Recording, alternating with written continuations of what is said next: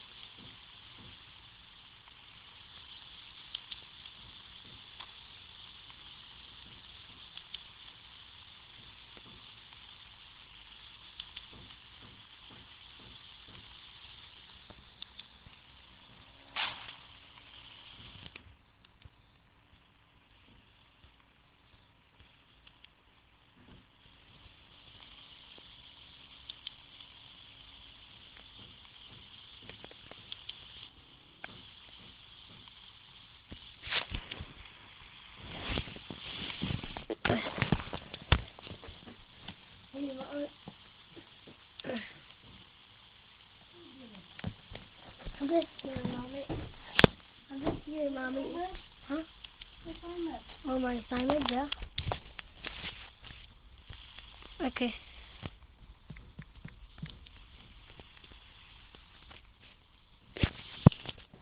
Stop. What's that, mommy?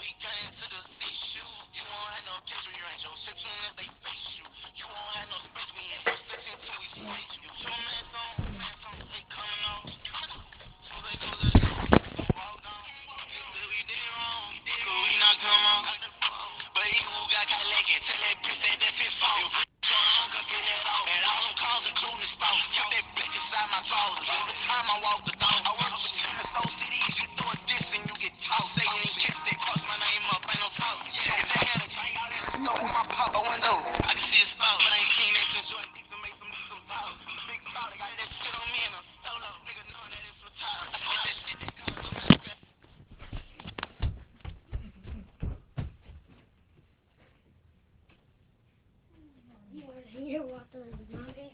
Water.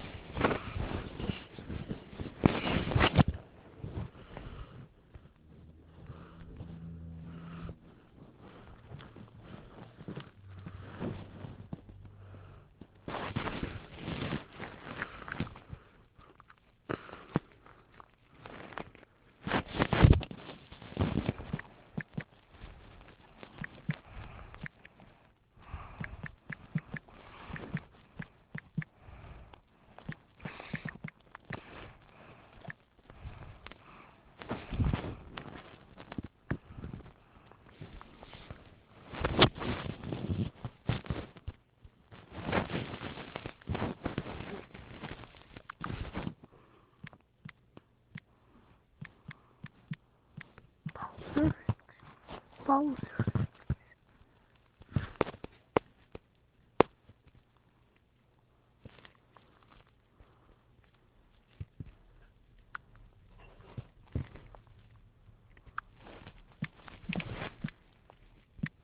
No.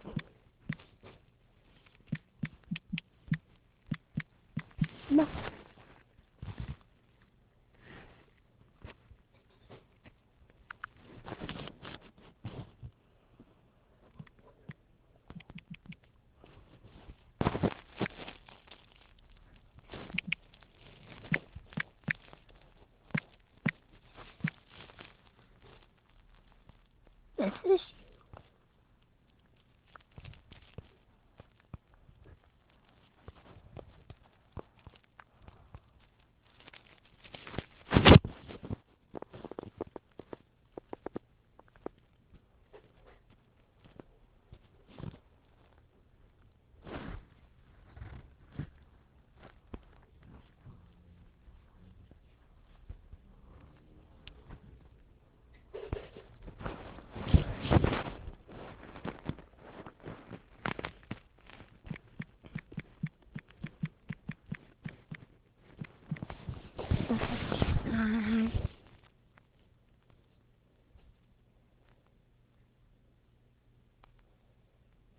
No, no, no. Okay. Okay. Okay.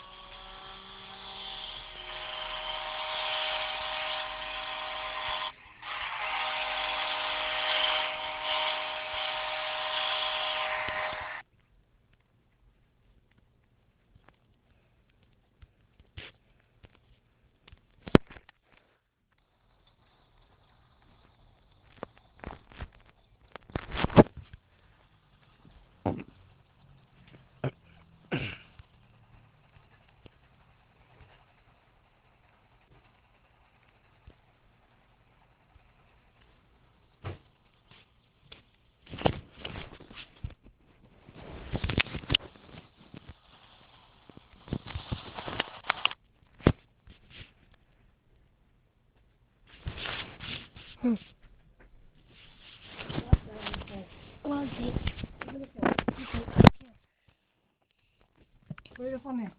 Okay.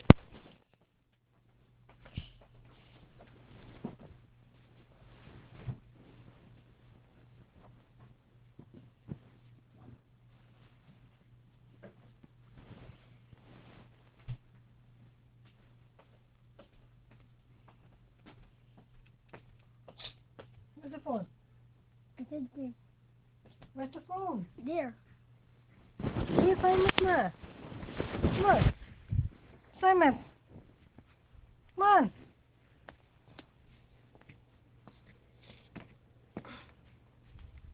Come on, it's Simon.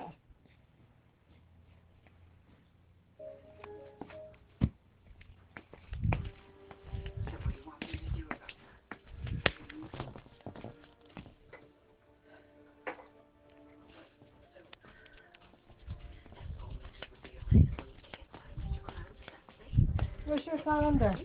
In school. Calendar in school. Huh? School calendar. Where's your school calendar? What do you mean school calendar? Where's your school schedule for Thursday and Friday?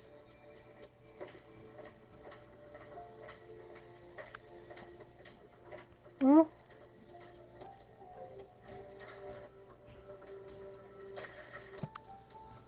Is it on Friday, is it? On Friday. What? Why on Friday? You have to wear uniform or no? Why did you tell me I don't have uniform? I think I have to wear uniform. You got to wear uniform. I want to wear uniform on Friday, Mommy.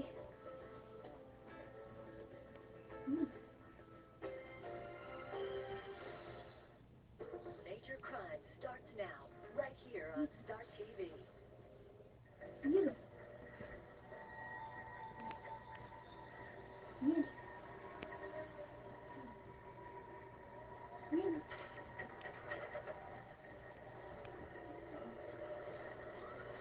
You.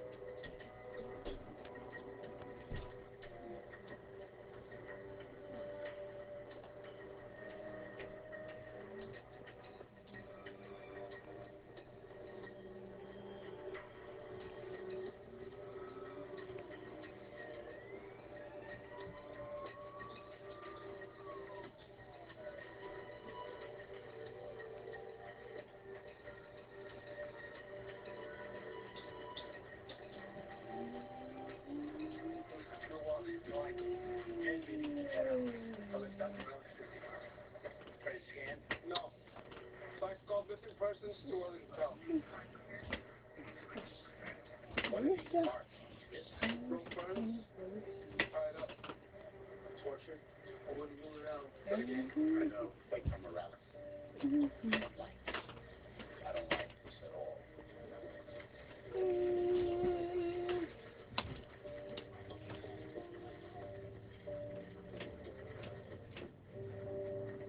I just spoke to the property manager. He said the drum in which the victim was sealed isn't one of his. It looks too new.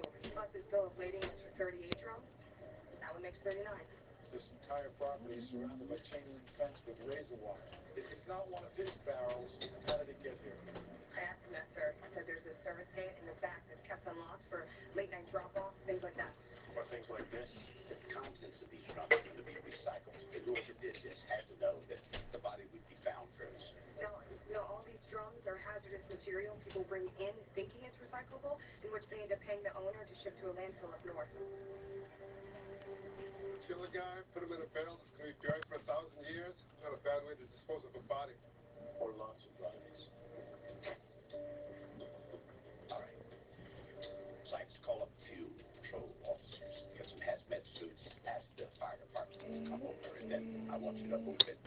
And every one of these barrels could have some in it.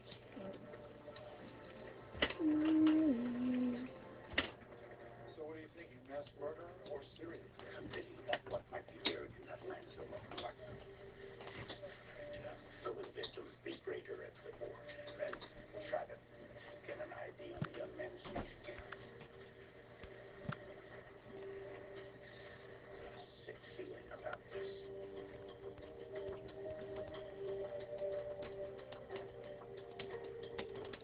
Morning to you too, Captain. We have a serious problem. 7 broken ribs, cracked sternum, shattered left clavicle, dislocated jaw. The death as a result of the rifle shot in the back. Signs of sexual abuse. Can't rule it out, but inside the bullet wound are cotton fibers, so the victim wasn't completely naked when he died. I see residue around his mouth. Duct tape. And the rope burn patterns on his wrist indicate that his hands were bound behind his back. He was being held hostage and he escaped. Doesn't look like he escaped to me. But yes, he was probably hit while on the run and missed. Like 223 rifle rounds. From a Rosita Air balloon, police came and sent him otherwise the boat would have Why don't you open this up? Huh? Killer fired What a the? rifle from a pretty good distance. Bullet enters his back, the kid goes down. And without his hands to break his fall, his upper torso and face take the impact, thus the broken bones and lacerations. But you know what? What was fraternity, brothers?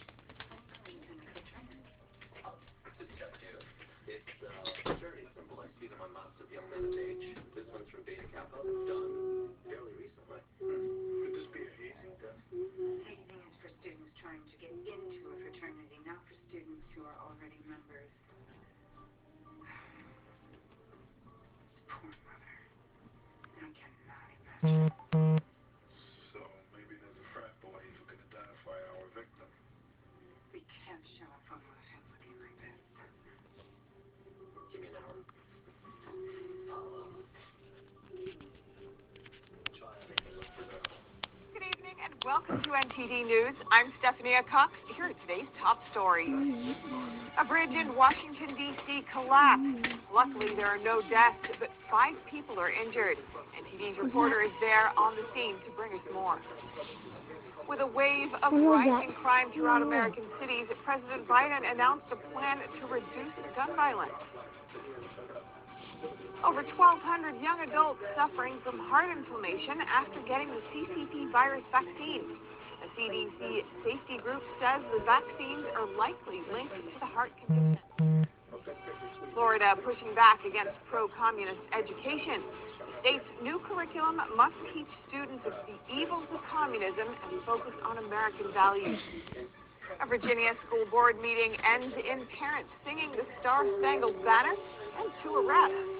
Conservative parents are trying to push what they call leftist indoctrination curricula out of their schools.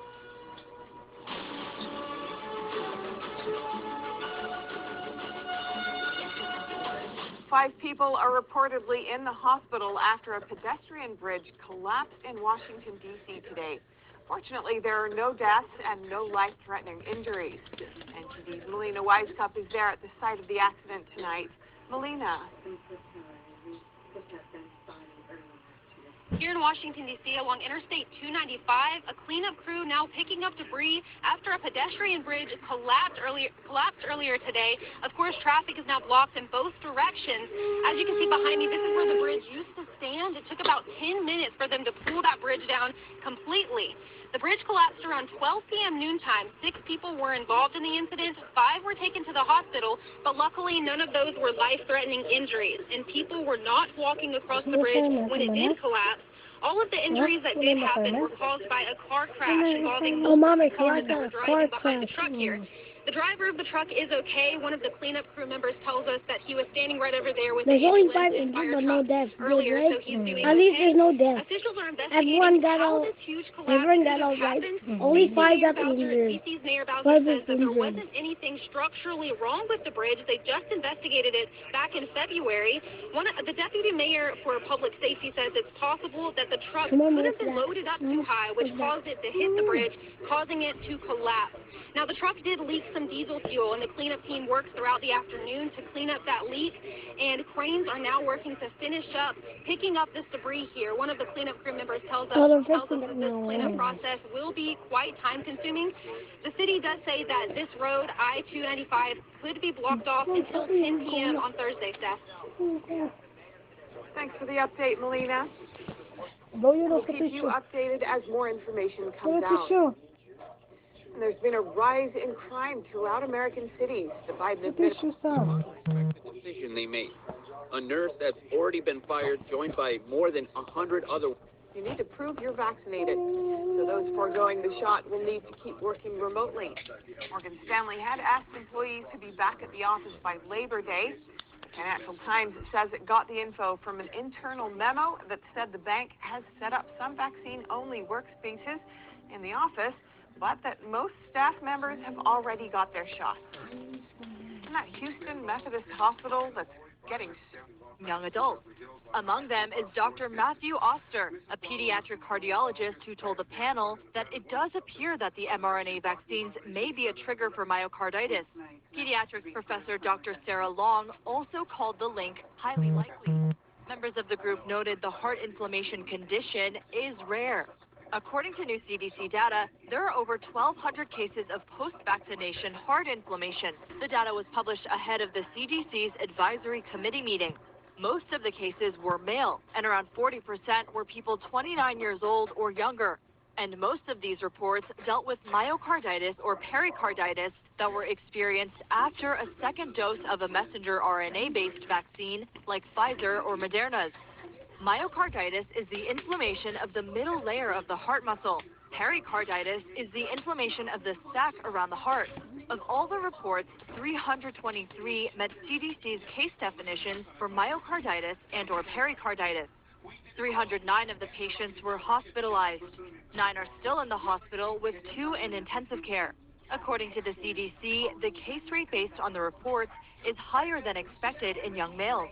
Experts say the panel could end up recommending that certain age populations not get mRNA-based vaccines, or that young adults only get 1 shot instead of 2.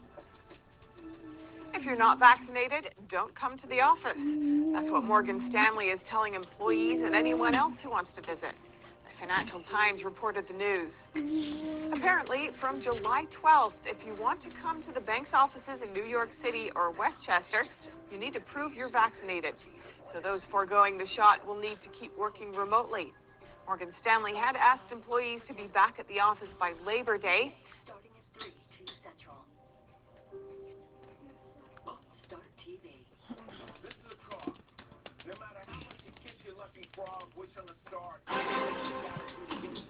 We're joined by Eric Trump, Executive Vice President of the Trump Organization, of course, son of the former President of the United States. Eric, welcome back to Newsmax. How are you? Hey, Greg, it's great to be back. We're doing very well, my friend. We're doing very, very well. Indeed. I don't like the harassment that is still taking place, it seems, of your dad and, people, Cy Vance snooping around. Is everything settled? What's the score right now?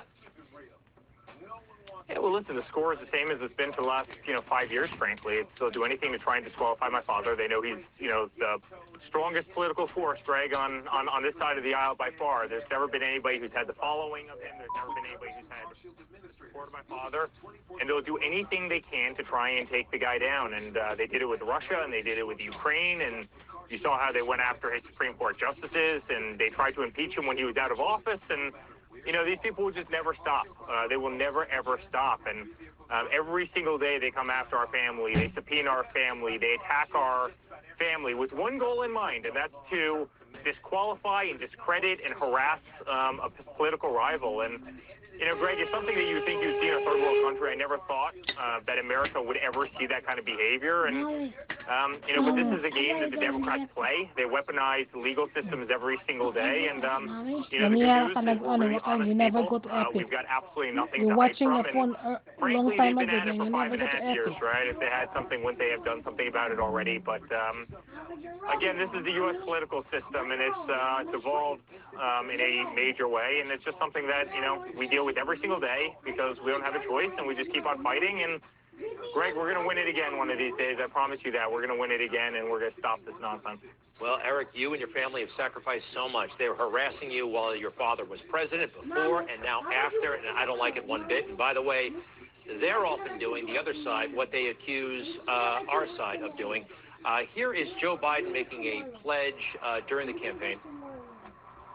No one in my family will have an office in the White House, will sit in meetings as if they're a cabinet member, will in fact have any business relationship with anyone that relates to a foreign corporation or a foreign country.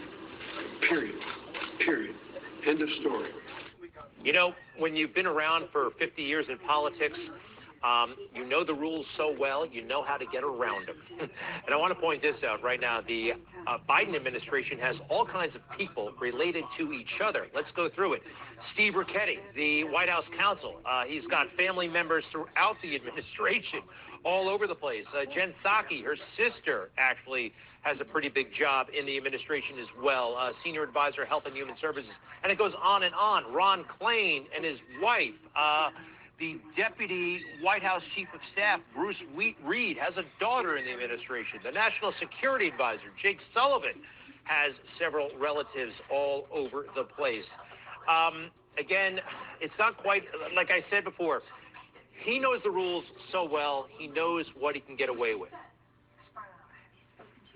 So, Greg, you know, let me ask maybe two questions. First of all, so it's okay for Hunter Biden to sit on Ukrainian energy boards, and it's okay for him to sell, you know, arts and crafts paintings that he's doing in his basement for $500,000 to undisclosed purchasers around the world. But, you know, but that's not having a job in the administration. I'd say that's having a job in the administration. The other really interesting thing is I had 3 family members in the administration. My father, who was president, my sister, and Jared Kushner. And my sister and Jared Kushner and my father were also passionate about the actual cause at hand. You know what they did? They turned down their salary, and they were actually taxed on a salary that they didn't take because of income, right? Because it's you know, it's effectively a donation back to the government. They gave up every single penny of their salary, and they did amazing things.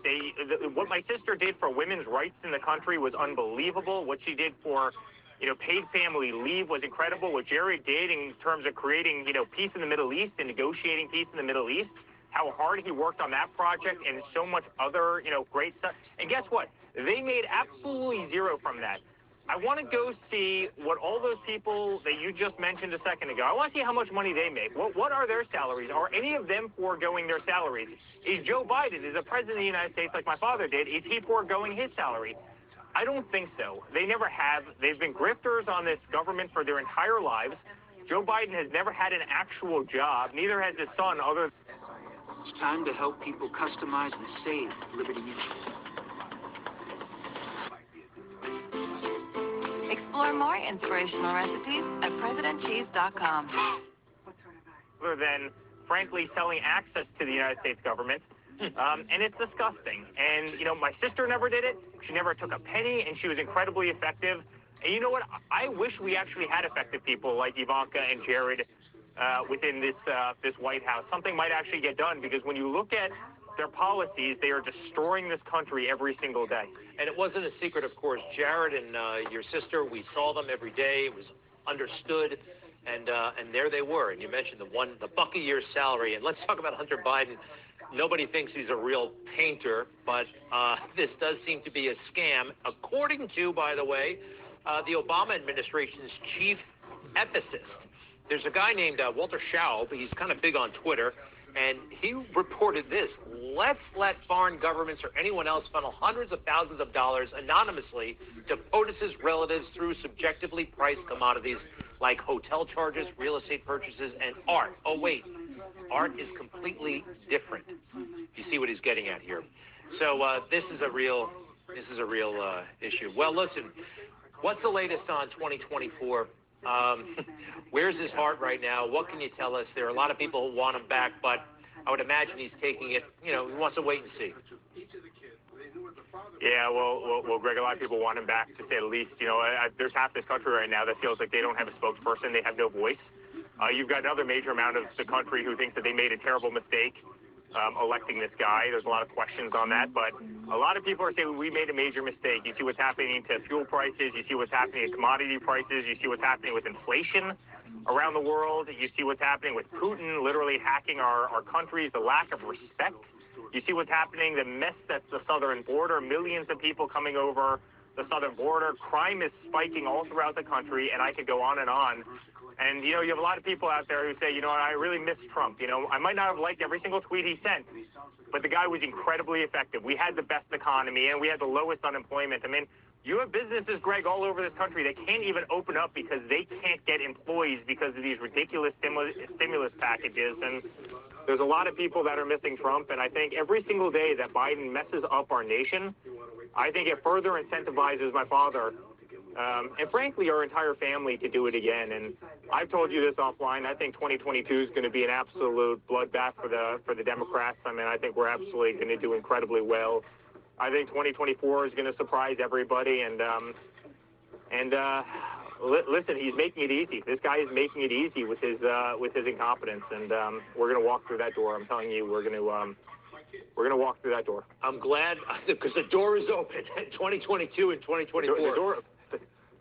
The big door and it's very open, Greg. Yes, indeed.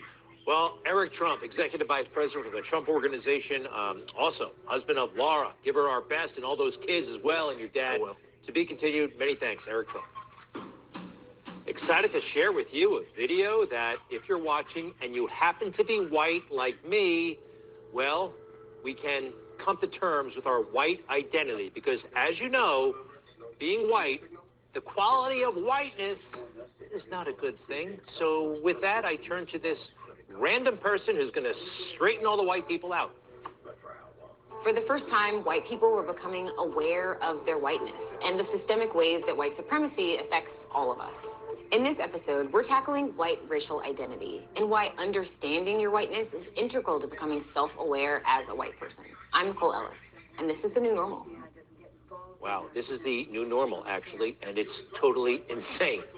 It's ridiculous. This is from the Washington Post, okay? This is a real company, a real American company owned by Jeff Bezos. And I'm going to learn about my white identity from Nicole. Can you imagine if I told her about her black identity? That wouldn't work, would it? No, it wouldn't work at all. This video, though, gets even more weird. I am originally from a smaller town in Oklahoma. Whiteness was the default and whiteness was the comfort. The more you kind of dive into that, the more I'm really realizing how deeply rooted racism is into like my everyday thought process. No matter how much you work at that, there's still even almost more work to be done. She seems kind of excited to actually be virtue signaling on this level to the Washington Post. And remember, when you start down this pathetic rabbit hole, there's always more work to be done. You'll never be done. They'll never be satisfied, the woke left. White people have got to start getting together, specifically around race. We're unpacking wrong things that we've been taught in history class. I realized that I needed to go back and unpack and reorganize everything that I had learned because it was completely through a white lens.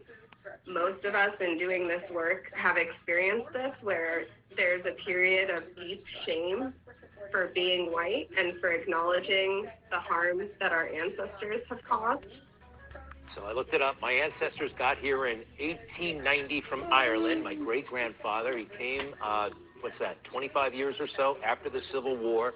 They said he had a colonial outlook. Could that be a problem? This is all absurd. This is all ugly. This is all an actual series from the Washington Post. This is the kind of training they want to see happening in corporate America. It already is happening in corporate America. All right, a little bit more. In theory, that sounds like a good idea, but I guess I'm curious to hear, like, what are some of the pitfalls or risks that you run if that's the only step you take? The biggest answer is white people don't really understand racism. Ooh, be careful what you say in any of these training sessions. She chuckled when she said racism, and I don't think Nicole likes it very much. Really glaring at our friend there. Yeah, this is, be careful what you say in these things. It could be a trigger. It could set somebody off. And even though you go in there with an open heart, wanting to be fixed, wanting to be reprogrammed, you could get canceled. There's more. There's a different cost for my friends of color to be in relationship with me. So I think one of the things that's really important is ongoing, being a friend on an ongoing basis for lots of different things, not just like thinking about racism as a part of our friendship when there's something horrible that happens. Those relationships are, number one, for me to be there for them as them for me. May I suggest getting a cat and leaving it at that? There's something very, very bizarre about all this. You know it, I know it, and you know who else knew it and wasn't afraid to talk about it? Everybody else is. Donald Trump, President Trump, last fall. This month, your administration directed federal agencies to end racial sensitivity training that addresses white privilege or critical race theory. Why did you decide to do that, to end racial sensitivity training? And do you believe that there is systemic racism in this country, sir? I ended it because it's racist. I ended it because a lot of people should be confronted. Hello there. Is violence justified if it confronts evil? Are you in trouble?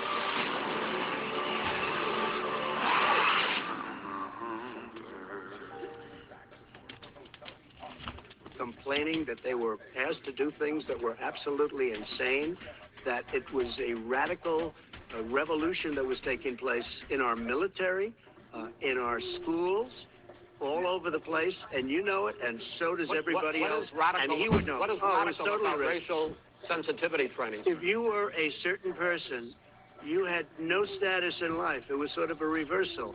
And if you look at the people, we were paying people hundreds of thousands of dollars to teach very bad ideas and, frankly, very sick ideas. And really, they were teaching people to hate our country. And I'm not going to do that. I'm not going to allow that to happen. Wow, do we miss him or what? Sick ideas? I think that's what we saw in that video. Sick ideas. There's no way to talk to anybody. What was Joe Biden's response? We'll hear a little bit more from President Trump. And what does Joe Biden say? We have to go back to the core values of this country. They were teaching people that our country is a horrible place, it's a racist place, and they were teaching people to hate our country. And I'm not going to allow that to happen. Vice President Biden? Nobody's doing that. He's racist. You just don't. Here's the deal. I know a lot more about this. Let him finish. The fact is that there is racial insensitivity. People have to be made aware of what other people feel like. You see right here that Joe Biden is owned by the left, the far left. This stuff is crazy talk. That video you just saw. Did you see how President Biden called President Trump racist? He's the racist, just like that. The word has lost all of its meaning because it's thrown around so casually. And what did he say? People have to understand that people's feelings are hurt. We're going to be lectured on race by Joe Biden. And if you have a problem figuring out whether you're for me or Trump, and you ain't black. What about that guy's feelings? You were just talking about, that's totally inappropriate. It is, isn't it? We're having a ridiculous conversation about race to avoid having a serious one. And this...